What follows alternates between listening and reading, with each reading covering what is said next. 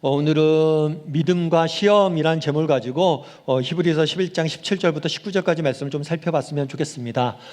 믿음은 다양한 요소로 구성되어 있습니다. 그래서 믿음에 여러 가지 요소들이 있는데 그 중에 하나는 뭐냐면 시험이 있어요. 시험. 어떤 면에서 시험은 믿음에 있어서 필수적인 요인이라고 할 수 있습니다. 좀 다르게 표현하면 시험이 없는 신앙생활은 없다, 이렇게 표현해도 과언이 아닐 거예요. 오늘은 이 시험에 대해서 좀 살펴봤으면 좋겠습니다.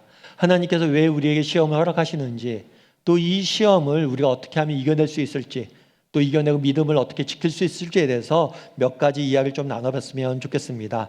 우리 먼저 17절 말씀을 다시 한번 같이 읽어보면 좋을 것 같은데요, 같이 한번 읽어봤으면 좋겠습니다. 아브라함은 시험 받을 때 믿음으로 이삭을 드렸으니 그는 약속들을 받은 자로 돼 그 외아들을 드렸느니라. 오늘 본문은 이렇게 시작하죠. 아브라함이 시험을 받을 때, 아브라함이 시험을 받았다. 다르게 말하면 하나님이 아브라함을 시험하셨다는 거예요. 그럼 여기서 나오는 시험, 이 시험이란 무슨 의미일까요? 시험의 뜻은 무엇일까요? 이 시험의 정의에 대해서 우리가 좀 살펴볼 필요가 있어요. 성경은 이 시험이라는 단어가 등장할 땐 두 가지 의미로 사용합니다. 첫 번째 의미는 뭐냐면 유혹이라는 의미예요. 유혹. 대표적인 예는 하와죠. 하나님께서 아담과 하와에게 명령하셨어요. 뭐라고 그랬냐면 너희가 동산에 있는 에덴 동산에 있는 모든 나무 실과 열매는 마음껏 먹어. 그런데 동산 중앙에 있는 선악을 알게 하는 나무 열매는 먹지 마라고 말했어요. 그랬는데 사단이 와서 유혹을 냈죠. 야, 저거 먹어도 괜찮아. 얼마나 맛있는데. 유혹을 냈어요. 유혹을 내서 하와가 뭐래요? 유혹에 빠졌죠. 빠져서 하나님의 명령을 어기고 그 선악과를 먹게 됩니다. 이렇게 사단의 유혹, 이걸 성경이 시험이라고 표현을 해요. 그래서 우리가 저 사람이 시험 들었다, 시험에 빠졌다, 그런 건 뭐냐면 이 사람이 유혹에 빠졌다는 거예요. 뭐 그런 게 있을 수 있죠. 우리가 일상생활 속에서 오늘 주일이죠. 예배 드려요. 근데 오늘 아침에 너무 피곤해요. 오늘 너무 피곤하고 할 일도 많고, 근데 오늘 교회 빠질까 하루? 이렇게 교회 빠지는 거죠. 그건 교회 사단의 유혹에, 야, 교회 안 가도 괜찮아, 예배 안 드려도 괜찮아, 이런 유혹에 빠진 거죠. 또 세상에 살 때도 마찬가지죠. 세상 살면서 세상 사는 것도 힘든데 뭐 세상 사람들처럼 살지, 뭐 믿는 사람하고 내가 구별돼 살아야 돼? 정직해야 돼? 솔직해야 돼? 거짓말도 좀 하고 속이기도 하고 그래도 되잖아. 그런 유혹에 빠지는 거죠. 그러니까 우리가 신앙생활을 하다 보면 이런 유혹들이 많이 있어요. 그리고 유혹에 빠지는 경우들이 많습니다. 이런 유혹들, 세상의 유혹들을 뭐라고 표현해요? 성경은 시험이라고 표현하는데, 시험. 그런데 이 시험을 나르는 또 다른 단어가 있어요. 뜻이 있어요. 그건 뭐냐면 테스트, 평가예요. 평가. 시험이 평가라는 의미로 쓰일 때도 있어요. 대표적인 예가 오늘 아브라함이에요. 하나님께서 아브라함을 시험하셨어요. 그럼 아브라함을 시험하셨던 게 무슨 의미냐?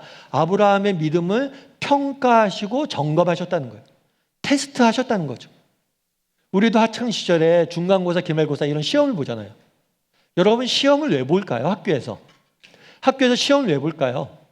점수를 매기고 등수를 매기기 위해서 시험을 볼까요?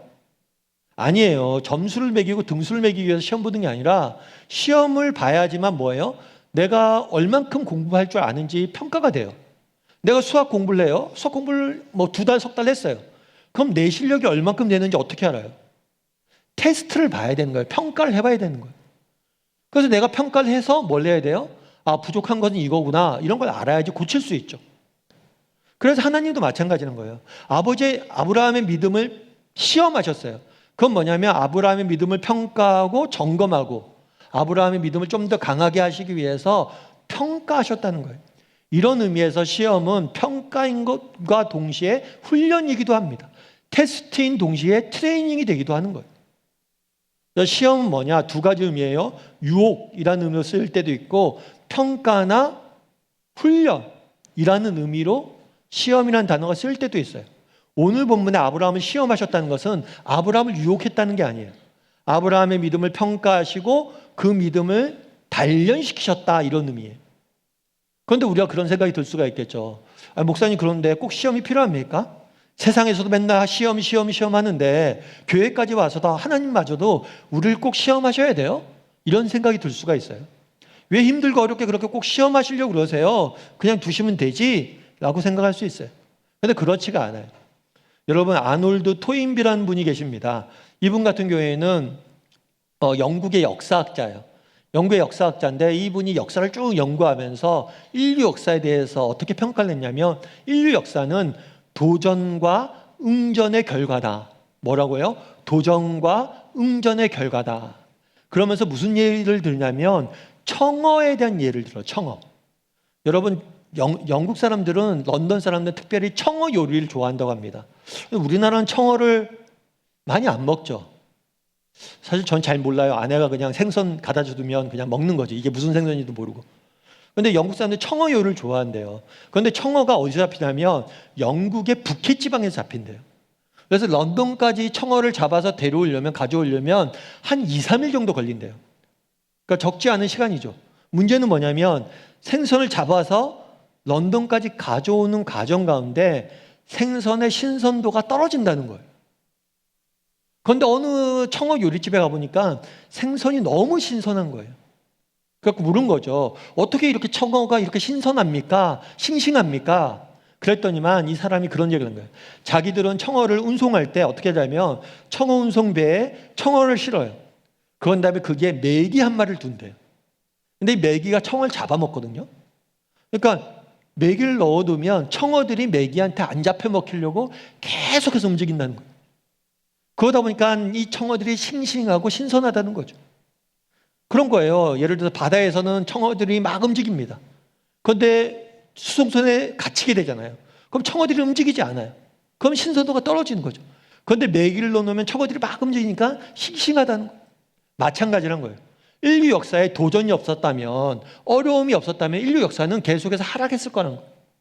그런데 끊임없이 도전이 있었고 그것에 응전하다 보니까 인류 역사가 발전했다는 거예요. 개인의 삶도 마찬가지란 거예요. 여러분 우리가 시험이 없으면 좋을 것 같죠? 안 그래요. 시험이 없으면 우리는 끊임없이 뭐예요? 우리도 쇠퇴하게 돼 있다는 거예요. 예를 들어 이만한 시험이 있습니다. 근데 이 시험을 지금 막 당하는데 힘들어요. 이 시험이 없었으면 좋겠어요. 그럼 이 시험이 없잖아요. 그럼 더 작은 문제 갖고 넘어져요 우리. 지금의 눈앞에 문제가 없으면 괜찮을 것 같죠? 아니에요. 더 작은 문제로 우리는 넘어지게 돼 있어요.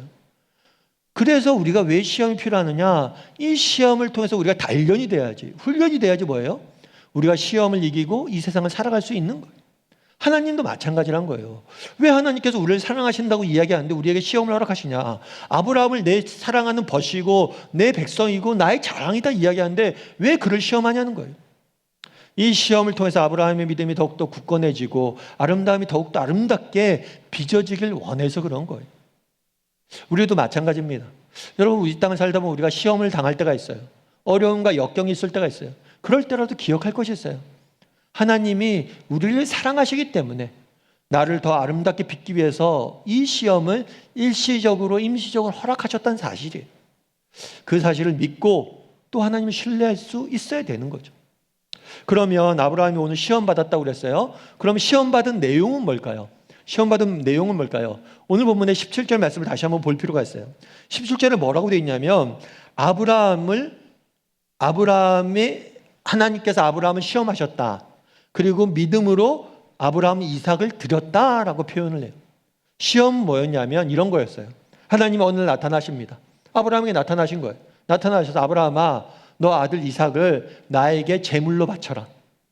내가 지시하는 모리아 산으로 가서 네가 그곳에서 네 아들을 이삭을 제물로 바쳐라 라고 말씀하신 거예요. 명령하신 거예요. 여러분 이 명령을 말씀을 들은 아브라함의 심정은 어땠을까요? 이거 사실 말도 안 되는 거죠. 어떻게 아들을 제물로 바칩니까? 제가 아는 선배가 있어요. 이 선배 같은 경우에는 아들이 한 명 있었는데 이 아들이 중학교 3학년 때 사고를 당했어요. 사고를 당해서 하나님 먼저 불러갔어요. 먼저 세상을 떠났어요. 저도 장례식장에 갔죠. 장례식장에 갔는데 무슨 위로할 말이 떠오르지 않는 거예요. 아들을 잃은 부모의 심정을 누가 합니까? 그냥 별로 할 얘기가 없어서 그냥 옆에 앉아만 있었어요. 그런데 그 선배가 그런 이야기를 하더라고요. 무슨 얘기를 하냐면 야 승원아 내가 살다 보니까 나이가 들면서 그걸 느꼈대요. 한계란 걸 느꼈대요. 여러분 나이를 들다 보면 인생의 한계란 걸 느낍니다. 마치 전혀 이런 걸 안 느껴본 사람들처럼 보이고 계신데 저만 느끼는 거죠. 인생의 한계라는 걸 느끼잖아. 아, 내 인생은 이 정도구나. 뭐 직장 내에서 승진도 이 정도밖에 못하겠구나. 재산도 이 정도밖에 못하겠구나. 사회적 성취도 이 정도밖에 안 되는구나. 자신의 한계를 느낀다는 거예요. 그런데 자기도 한계를 느꼈대요. 한계를 느꼈는데 아들을 보니까 나보다 똑똑한 것 같더래요. 나보다 재주가 많은 것 같더래요. 그러다 보니까 무슨 생각이 들었냐면, 그래, 나는 요 정도밖에 안 되는데 우리 아들은 더 멋진 사람이 될 거야. 그리고 더 멋지게 키워서 하나님 앞에 더 귀하게 쓰임받았으면 좋겠다. 그러면서 아들에 대한 기대와 꿈이 생긴다는 거예요. 그런데 그런 아들을 하루아침에 잃어버린 거죠. 하늘이 무너지는 것 같았대. 사실 그렇죠. 우리가 자녀란 존재는 표현할 수가 없잖아요. 내 삶보다 더 소중하게 느껴지는 게 자녀잖아요. 내 꿈과 내 모든 것이 담겨져 있는 게 자녀란 말로 표현되는 거죠. 그런데 그것들을 잃는다는 게 그런 거란 거예요. 그런데 사고로 아들을 잃은 게 아니잖아요. 네가 아들을 죽이라는 거잖아요. 이게 무슨 말도 안 되는 명령이에요. 아버지에게 아들을 죽이라는 건데. 그런데 이 말씀을 듣고 아브라함은 어떻게 했다고 그랬어요? 이삭을 드렸다고 그랬어요. 이삭을 제물로 드렸다라고 표현했어요. 그럼 어떻게 이렇게 말도 안 되는 명령에 이삭을 드릴 수 있었냐는 거예요. 그 근거는 뭐라고 표현됐어요? 믿음으로. 믿음이 있었기 때문에 이게 가능했다는 거예요. 그럼 아브라함이 가졌던 믿음이란 뭐냐는 거예요, 도대체. 아브라함이 가졌던 믿음에 대해서는 성경에서 그 뒤에 18절과 19절에서 보다 자세히 설명하고 있습니다. 우리 18절과 19절 말씀을 같이 한번 읽어볼까요? 같이 읽도록 하겠습니다. 그에게 이미 말씀하시기를 내 자손이라 칭할 자는 이삭으로 말미암음이라 하셨으니 그가 하나님이 능히 이삭을 죽은 자 가운데서 다시 살리실 줄로 생각한지라. 비유컨대 그를 죽은 자 가운데서 도로 받은 것이니라. 뭐라고 얘기했냐면, 이 시험을 받았어요. 네 아들을 죽여서 제물로 바쳐라 라는 시험을 딱 받았을 때 뭘 기억했냐면 하나님의 약속을 기억했어요. 어떤 약속을 기억했냐면 하나님께 그런 약속을 주셨거든요. 아브라함아, 네가 큰 민족이 될 거야. 너의 자손이 하늘의 별처럼 많아질 거야. 그런데 그 그가 너의 자손이 별처럼 많아질 건데 그것은 누굴 통해서 이루어지는 거야? 네 아들 이삭을 통해서. 네 아들 이삭을 통해서 이삭의 후손이 하늘의 별처럼 많아질 거야 라는 약속을 주셨어요. 이 약속을 믿은 거예요. 그래, 하나님께서 분명히 이삭을 통해서 수많은 민족을 이루게 하신다고 하셨어. 그런데 만약에 이삭이 죽으면 이 약속이 안 이루어질 거 아니에요. 그러면 이삭이 죽으면 하나님이 그 죽은 이삭을 살려서라도 반드시 약속을 이루실 거예요. 그러니까 어떻게 부모가 자녀를 죽입니까? 자녀 죽일 수 있는 거예요. 왜요? 살릴 거야, 하나님이. 죽여도 살릴 거야. 왜? 약속하셨으니까. 이삭을 통해서 큰 민족을 이룰 거라는 약속을 주셨기 때문에 죽은 자 가운데서 다시 살릴 줄 알고 믿고 이삭을 드렸다라고 표현한 거예요. 결국 하나님이 아브라함에게 시험하신 내용이 뭐냐는 거예요. 하나님이 이삭을 원했던 게 아니에요. 하나님이 정말 원했던 건 뭐예요? 나를 신뢰할 수 있냐는 거예요. 너 나를 신뢰할 수 있겠냐는 거예요. 때로는 네가 이해되지 않는 상황 속에서도, 때로는 네가 도저히 받아들일 수 없는 형편 중에서도 나를 신뢰할 수 있겠냐는 거예요. 네가 어떤 형편, 어떤 상황 속에서도 나의 약속을 믿고 나를 신뢰할 수 있는지 물은 거예요. 그리고 아브라함은 하나님을 신뢰하기로 결단한 거예요. 우리도 마찬가지라는 거죠.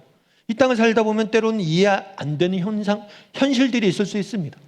받아들이기 힘든 문제와 상황에 접할 때가 있어요. 정말 하나님께서 우리를 정말 우리가 이해할 수 없는 고난과 역경의 현장으로 몰아가실 때가 있어요. 그럴 때라도 우리가 뭘 해야 돼요? 신뢰하기로 결정을 해야 돼요. 정말 하나님이 나를 인도하실 거예요. 하나님에게 뜻과 계획이 있을 거예요. 그 하나님의 뜻과 계획을 지금 당장 보이지 않지만 믿음으로 보고 신뢰할 수 있어야 되는 거예요. 여러분, 이지선 교수를 아마 아실 거예요. 최근에 TV에서 다시 한번 이화여자대학교 교수로 임명이 되면서 다시 한번 매스컴에 조명이 됐죠. 그래서 유퀴즈 언더 블럭이나 이런 데도 TV에도 나오고. 이지성 교수 같은 경우에는 원래 23살 때 대학생 때 한참 때죠. 교통사고를 당하게 됐어요. 교통사고를 당하게 됐는데 다행히 목숨은 구했지만 차가 불에 났어요. 불에 나서 온몸의 50% 이상이 3도 화상을 입었어요. 그러니까 우리가 3도 화상이면 어느 정도인지 모르는데 이건 굉장히 위험한 정도래요. 그래서 처음에 의사들이 이지성 교수가 살 수 없다고 생각했대요. 아마 죽을 것 같습니다. 그런데 수술만 수십 번 받았대요. 수십 번 받아서 겨우 목숨을 구했어요. 그런데 목숨만 겨우 구했지 모습이 예전과 다른 거예요. 예전의 아름다운 모습들은 다 사라진 거예요. 온통 흉터와 상처투성이고 다 무너져 내린 얼굴 모습이. 정말 그때 심정이 어땠을까요? 책에서 이분이 이렇게 써요. 뭐라고 썼냐면 이렇게 썼어요. 저는 처음에 오빠가 저를 구해준 것이 실수라고 생각했습니다. 뭐냐면 자기가 사고 났을 때 오빠가 자기를 구해줬어요. 그런데 구하지 말았어야 된다는 거예요. 그건 잘못된 행위였다는 거예요. 왜요? 이렇게 살 바에야 목숨만 구했지 이게 뭐냐는 거예요. 자기를 오빠가 살린 것은 잘못된 거고 실수라고 생각했다는 거 처음에. 그런데 하지만 이 모든 일이 실수가 아니었음을 하나님은 계속해서 보여주실 것입니다. 정말 나는 도저히 상황이 이해가 안 됐어요. 이 모든 것은 실수고 이거는 결코 일어나면 안 되는 일이었다라고 생각을 했어요. 아니 내 인생은 실수야. 내 인생은 망가졌어. 내 인생은 잘못된 거야. 그 상황에 뭘 믿기 시작한 거예요? 하지만 이것이 실수가 아니었음을 하나님이 보여줄 것임을 믿기 시작한 거예요.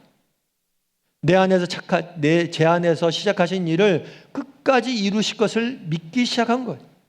이전에 저였다면 믿지 못할, 다 이해하지 못할 평안을 맛보게 하시는 분, 이 모습이라도 행복을 느끼게 하실 분, 이전보다 더 크고 풍성한 것을 알게 하시고 느끼게 하시는 그 하나님을 신뢰하며 소망합니다. 하나님을 신뢰하기로 선택한 거예요. 우리도 마찬가지란 거예요. 우리도 우리 인생이 실수처럼 느껴질 때가 있다는 거예요. 이것은 잘못된 일이고 이런 일은 일어나지 말았어야 돼 라는 상황들이 있을 수 있다는 거예요. 그럴 때라도 뭘 하라는 거예요? 나를 믿고 나를 신뢰하는 거예요. 그것이 믿음이란 거예요. 그것이 하나님이 아브라함에게서 보고자 했던 거라는 거예요. 바라기는 우리 다음의 식구들도 정말 이런 믿음이 있었으면 좋겠어요. 정말 때로는 이해할 수 없고 때로는 모든 것이 엉망진창이고 모든 것이 잘못되었고 이거는 실패고 실수라고 하는 상황조차에서도 하나님을 신뢰하기로 결단할 줄 아는 저나 여러분이 되기를 주님의 이름으로 소원합니다. 두 번째로 그러니까 여기서 또 한 가지 우리가 기억할 것이 있어요. 그건 뭐냐면 우리 창세기 22장 13절 말씀 같이 한번 읽어볼까요? 같이 읽도록 하겠습니다. 아브라함이 눈을 들어 살펴본즉 한 순양이 뒤에 있는데 뿔이 수풀에 걸려 있는지라. 아브라함이 가서 그 순양을 가져다가 아들을 대신하여 번제로 드렸더라. 뭐냐면 아브라함에게 하나님 나타나서 그런 거예요. 아브라함아, 너 네 아들을 나에게 제물로 바쳐라. 특별히 모리아 산까지 가서 바쳐. 모리아 산을 아들을 데리고 갑니다. 가서 산 위에 올라가요. 산 위에 올라가서 아들을 제물로 바치려고 죽이려고 그래요. 그 순간 하나님께서 뭐랬냐면 아브라함을 말려요. 아브라함아 하지 마라. 그리고 아브라함아 눈을 들어 저쪽을 봐라. 또 눈을 들어 보니까 뭐가 있었어요? 순양이 있었어요. 순양이 있어서 이 순양을 제물로 드린 거예요. 결국에 하나님이 원하셨던 건 이삭이 아니에요. 아브라함의 마음이죠. 정말 이삭을 원하셨다면 이삭을 받으셨겠죠. 그런데 이삭이 아니라 아브라함의 마음을 점검하고 싶었던 거예요. 하나님 마찬가지예요. 하나님이 우리의 아버지 되시는데 우리가 고생하고 어렵고 시험당하고 환난과 역경 당하고 괴로워하고 이런 걸 원하신 분이 아니에요. 이 과정들 통해서 이 어려움들 통해서 끝까지 하나님을 신뢰하려는 우리의 마음을 원하시는 거예요. 그리고 그 마음을 먹자 하나님을 신뢰하고 믿음의 길을 걸어가자 어떤 일이 있었어요? 하나님이 예비하신 은혜를 맛본 거죠. 하나님이 예비하신 순양을 맛본 거예요. 우리도 마찬가지예요. 여러분 하나님께서 우리를 향한 계획이 있습니다. 우리 인생을 축복하시길 원해요. 우리 인생에게 은혜를 베푸시길 원해요. 그런데 이 은혜와 축복과 하나님의 계획을 맛보는 방법이 있어요. 그건 뭐예요? 모리아 산을 올라가야 된다는 거예요. 믿음의 길을 걸어가야 된다는 거예요. 그런데 많은 사람들이 하나님이 주시는 은혜와 축복을 맛보지 못합니다. 왜 그럴까요? 하나님을 신뢰하고 그 믿음의 길을 걸어가지 않기 때문이에요. 여러분, 힘들고 어렵습니다. 여러분, 아브라함에게 이삭을 바치라고 그래요. 그리고 모리아 산까지 가서 바치라고 그래요. 이 길이 어떤 길이냐면 3일 길이에요. 3일 동안 아들을 데리고 가야 돼요. 무슨 생각을 하면서? 아들 죽일 생각을 하면서. 말도 안 되는 일이죠. 그 어려운 길을 올라가는 거예요.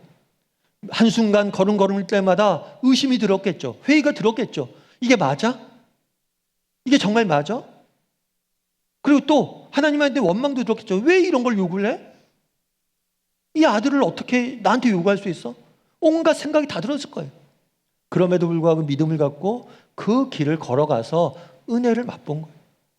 여러분, 왜 우리가 하나님의 계획이나 하나님이 주시는 축복이나 은혜를 맛보지 못합니까? 믿음을 갖고 모리아산을 오르지 못하기 때문이에요. 우리가 모리아산을 올라야 돼요. 그래야지만 맛볼 수 있는 거예요. 그런데 문제가 있죠. 무슨 문제가 있냐면 그런 마음이 우리에게 들어요. 어떤 마음이 드냐면, 목사님 다 좋겠어요. 하나님이 우리의 믿음을 단련시키기 위해서 시험하시는 거 다 좋겠어요. 좋아요. 그런데 아들을 죽이라고 하는 건 너무하지 않습니까? 아버지에게 아들을 죽이라고 시험하는 건 너무하지 않아요? 이런 마음이 들죠. 저만 이런 마음이 드나요? 여러분, 이런 마음이 우리가 들 수가 있어요. 그런데 우리가 한번 생각해 봐야 돼요. 뭘 생각해 봐야 되냐면, 우리 로마서 5장 8절 말씀을 같이 한번 읽어볼까요? 같이 한번 읽어보면 좋을 것 같습니다. 우리가 아직 죄인 되었을 때 그리스도께서 우리를 위하여 죽으심으로 하나님께서 우리에 대한 자기의 사랑을 확증하셨느니라. 맨 마지막에 뭐라고 했냐면 확증했다. 뭐라면 이건 증거로 보여줬다는 거예요. 다르게 표현하면 증명했다는 거예요. 다르게 표현하면 시험을 통과했다는 거예요. 하나님께서 아브라함을 신뢰하시는지 그 아들을 드림으로 아브라함의 믿음을 보셨어요. 마찬가지로 하나님이 우리를 사랑하신다라고 이야기를 해요. 그런데 하나님의 우리를 사랑하는지 어떻게 압니까? 그걸 보여주고 증명하기 위해서. 그러니까 다르게 말하면 우리에게 시험을 요구하시는 분이시기도 하지만 스스로 시험 당하시는 분이에요. 스스로 자기의 사랑을 확증하신 거예요. 시험하신 거예요. 그러면 하나님께서 자신이 우리를 사랑하시는데 어떻게 증명해 보이셨습니까?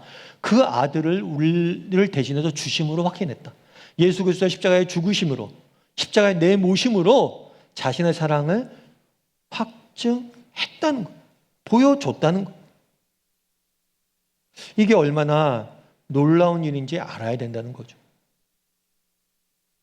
여러분, 재밌지 않으세요? 여러분, 예를 들어서 그런 거예요. 오늘 본문에서 아브라함에게 얘기해요. 아들을 죽여라. 아이, 하나님 너무한 거 아니에요? 어떻게 아버지한테 아들을 죽이라고 그래요? 그런데 오늘 본문에 보면, 로마서에 보면 하나님이 예수님을 죽음의 자리로 내모셨어요.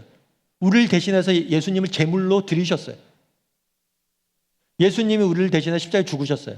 여러분, 예수님께서 십자가에 우리를 대신해 죽으셨다라는 말을 듣고 여러분 어떤 생각을 하세요?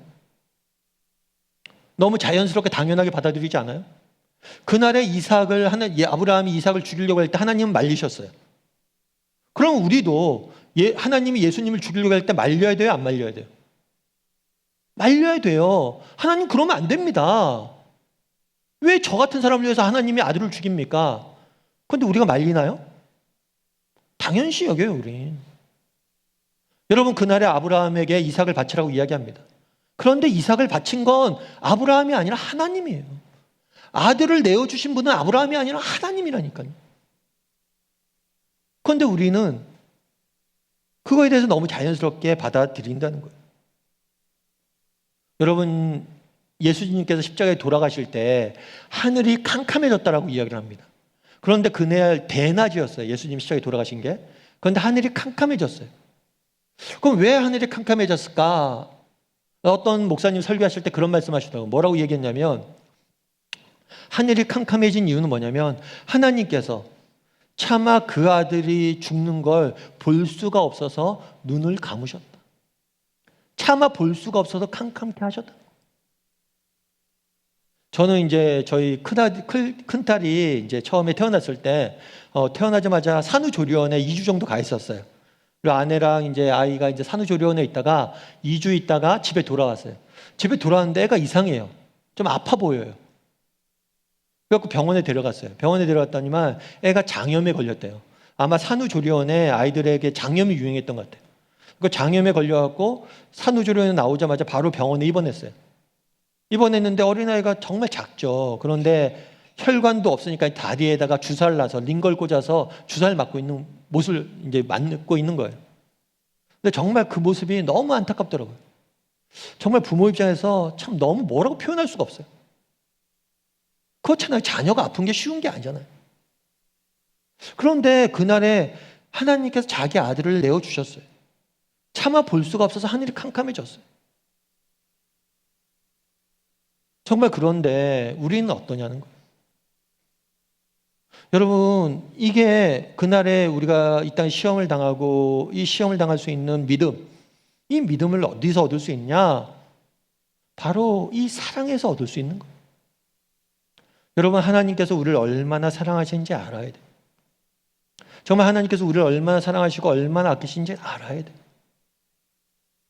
그 사랑하시는지 알 때 때로는 이해할 수 없지만 그래, 하나님께서 날 사랑하시잖아.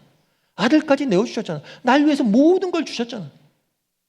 그분을 신뢰할 수 있는 거예요. 결국에 우리가 왜 하나님을 신뢰하지 못하느냐? 그 이유는 사랑을 잊었기 때문이에요.